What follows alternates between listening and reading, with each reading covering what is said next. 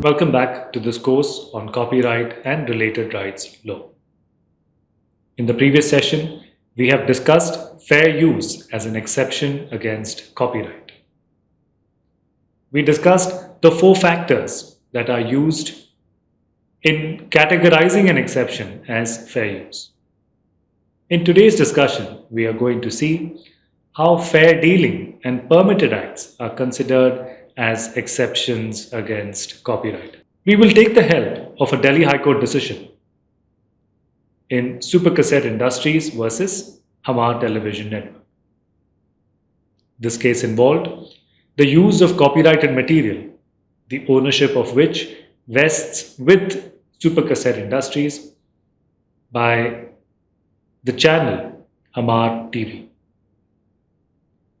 Such broadcasting of works that was made by this channel was claimed by them to be of short duration, only encompassing 10 to 40 seconds in duration. But more importantly, their contention revolved around the purpose of usage. You would recall that when we discussed fair use, the first factor which spoke about the purpose and character of use was a dominant consideration on whether the parody in that specific instance in Campbell versus Akafaros could be considered as fair use or not. The defense is thus claiming refuge under Section 52(1) subclause A. Let us see what this provision is saying. It says, certain acts not to be infringement of copyright.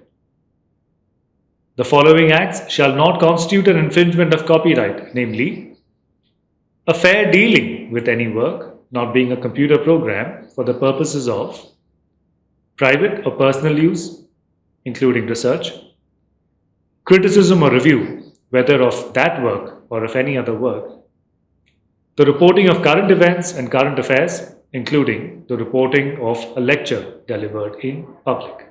You can see, just like the preamble to Section 107 of the US Copyright Act, there are certain illustrative examples that are provided under Section 52(1) subclause A, indicating the purpose of usage, which can be considered as an exception against copyright.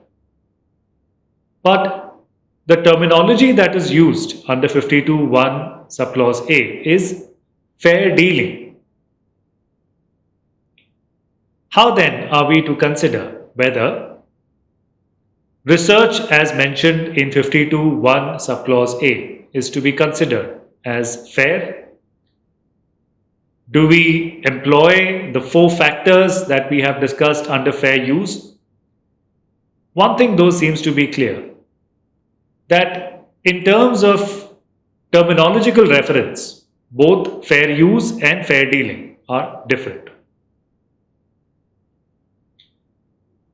In this particular case, the Delhi High Court, in consideration of the many cases, foreign in nature, that were brought before it, in which fair dealing has been considered in jurisdictions such as in the UK, has summarized some of the important considerations in the determination of whether an exception is in fact fair or not. Bear in mind that this is an explanation of what is fair dealing. The first of such considerations is that it is neither possible nor advisable to define the exact contours of fair dealing. Therefore, just like the US four-factor test, as was explained by the US Supreme Court, is not an objective test. It is supposed to be applied on a case-to-case basis, and any rigid application of what an exception should be could have the effect of limiting creativity in other spheres. Therefore, in fair dealing as well, the court is saying a consideration that must be brought in is that such an objectivity is not possible. Second, the court says it is a consideration because of this subjective basis of whether a use is fair or not, that the overall impression that is left on the court on account of degree of usage, the fact or the purpose of usage, all of these factors will play a role in determining in their own persuasive value on whether a particular use can be considered as fair or not. The third consideration, according to the court, is the extent of the expression that has been taken. We have understood that quantitatively taking portion from a particular work can in fact show that such use is in fact in line with the purpose of superseding the object of the original work. Quantity can therefore be a serious consideration in determining whether such use is fair or not. For the court is saying that the question of whether something like criticism can be considered as fair or not, it must be considered that criticism can be strong, criticism can be, according to the court, unbalanced. But these are not considerations which will play in the mind of the court in the copyright context. There could be a case that is filed within the ambit of defamation, for example, but specifically in relation to copyright, as we had discussed, as explained by the US Supreme Court as well, criticism particularly for itself would not lead to any kind of non-consideration of fairness of such use. The next consideration the court looks at is that in any kind of approach to determine whether a certain usage is coming within criticism or review must be a balanced approach.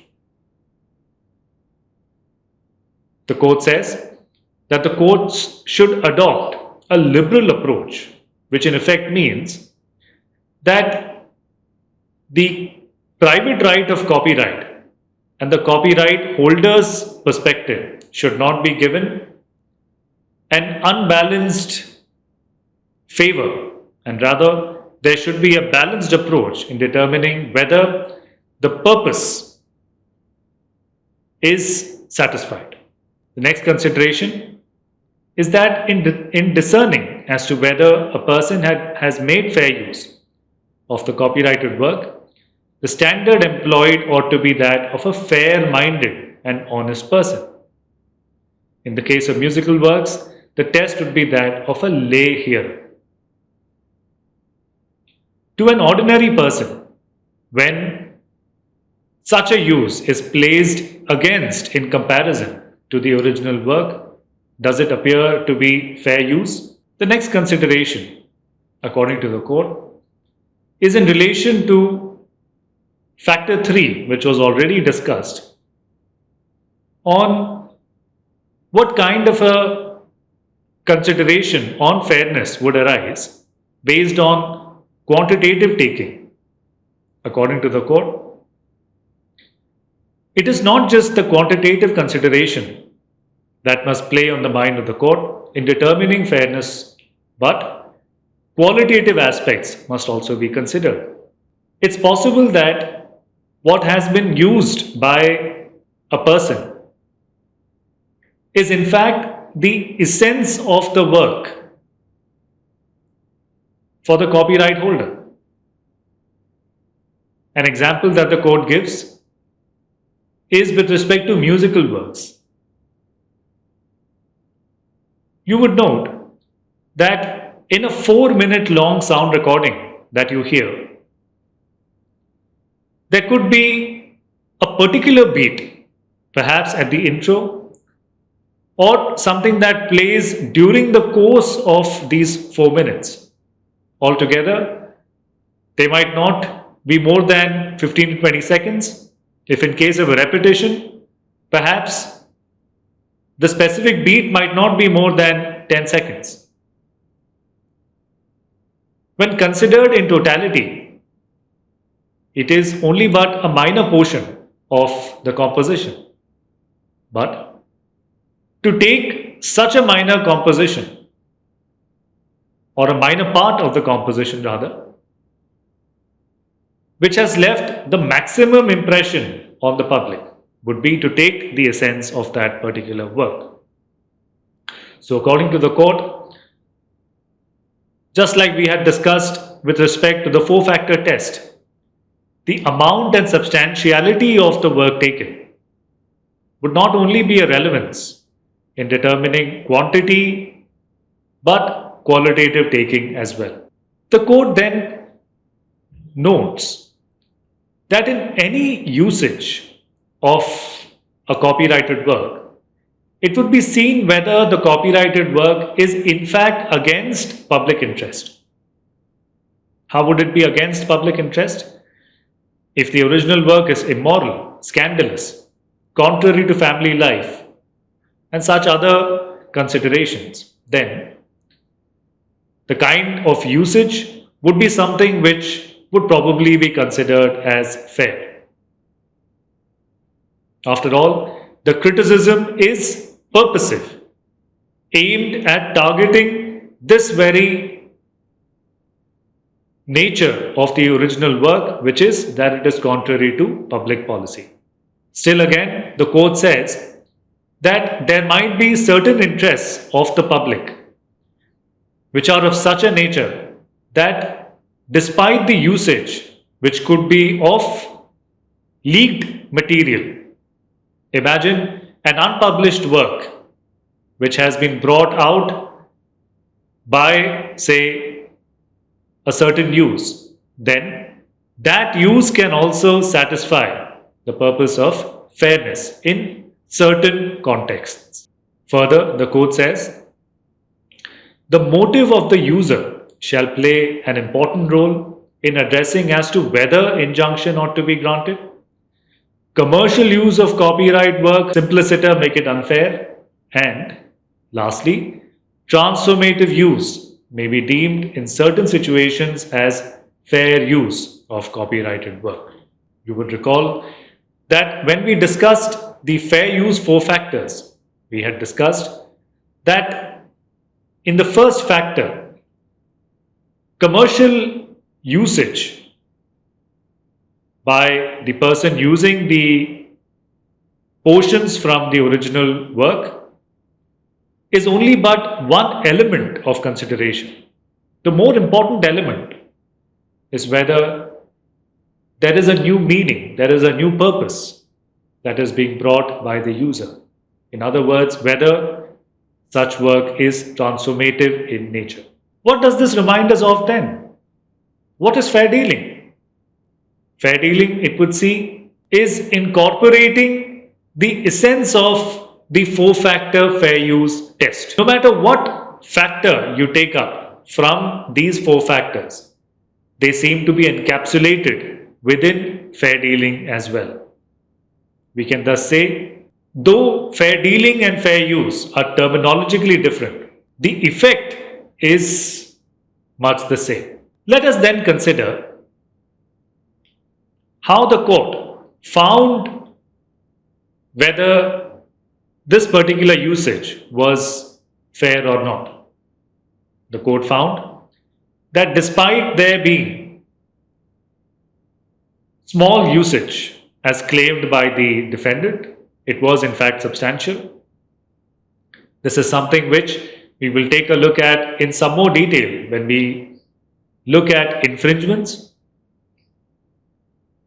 And second, that the purpose of usage was not reflective of criticism or review as was claimed by the defendant, and therefore this was not fair dealing under section 52(1) subclause A. Having understood fair dealing, now let's look at permitted act. For this purpose, let us consider a case that was also decided by the Delhi High Court. This is the Chancellor, Masters and Scholars of University of Oxford and others versus Rameshwari Photocopy Services. This case revolved around the issue of the making of course packs. These course packs use extracts from textbooks which are copyright protected. Students would purchase these course packs at economical rates. You would note that the purpose of these course packs is the furtherance of education. And this is particularly so because it is the professors themselves who are authorizing the use of these extracts.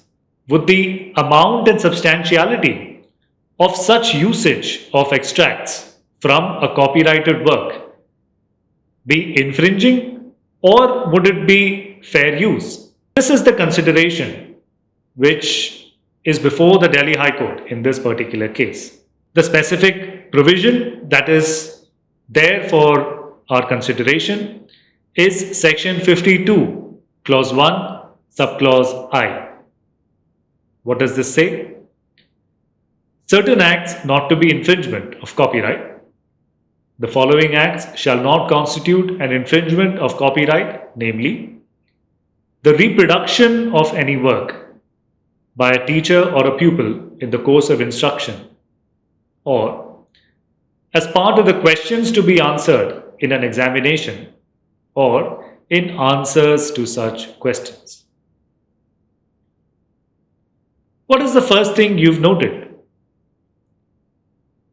In the distinction between section 52 clause 1 subclause A and 52 clause 1 subclause I, you would note that there is no mention of fair dealing. The way this provision would read then is that where the purpose is course of instruction, then reproduction would not amount to infringement of copyright. Such a statement would not include the consideration of amount and substantiality. Is that in fact the difference between what we are calling as a permitted act and fair dealing? Let us see. The court is framing two questions. The first question, whether the right of reproduction of any work by a teacher or a pupil in the course of instruction is absolute and not hedged with the condition of it being a fair use. The second question, subsumed within the first, what is the span of the phrase by a teacher or a pupil in the course of instruction in section 52(1) clause I, subclause 1. Let us see here that fair use is a term that is being used in a limiting sense to the purpose which has been identified under section 52 clause 1 subclause I, which is course of instruction, in other words, education. The court cautions that it is the context of India which must be considered, and the requirements in India with respect to access to information and the purpose of education. Fair use, as has been developed in its 4-factor test, or fair dealing for that matter, which, as we have understood, can be correlated to fair use.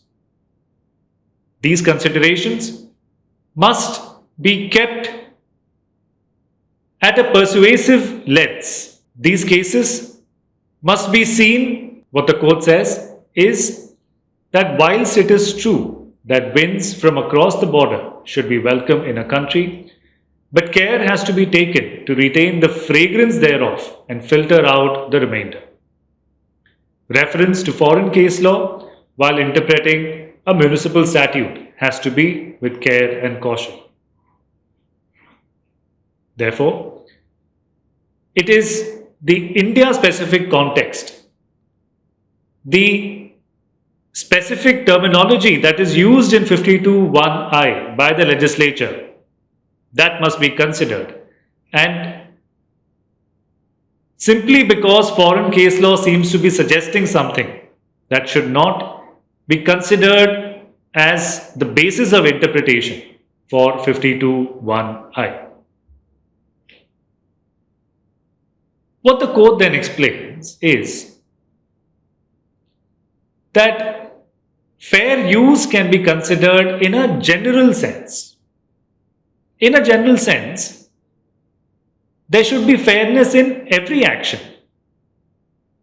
But this doesn't mean that fair use is the four-factor test under the US copyright statute, which is in effect a limiting effect on usage by individuals.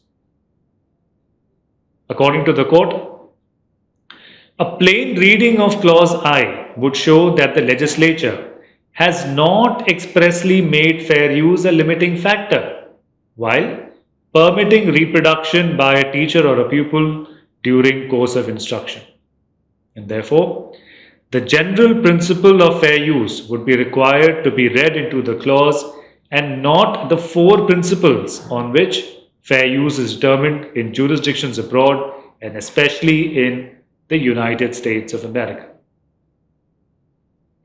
What is the one factor that can play a major role in limiting the extent of reproduction where the purpose is the purpose of education? It would be the factor of amount and substantiality of the work. According to the court then, this particular application of amount and substantiality would not limit the purpose as identified under 52(1)(I). The court explains, if in fact we must see a general application of fair use, then what would fair use be? It would be the purpose of use. It is only the purpose of use which is the first factor in fair use, which will be determinative of whether a particular usage under 52(1)(I) or such other provision that we can consider under section 52, which does not particularly use the term fair dealing or similar terms such as reasonable usage, for example.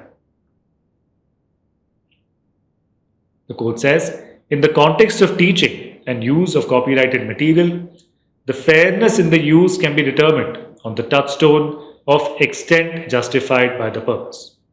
In other words, the utilization of the copyrighted work would be a fair use to the extent justified for purpose of education. We then understand that as long as the purpose of education is something that is the purpose underlying the use of a particular work under 52 clause 1 subclause I, then the four factors in which specifically the factor of amount and substantiality is not something that needs to be considered. The legislature has expressly not included such a fair dealing consideration as it has included it under 52(1) subclause A.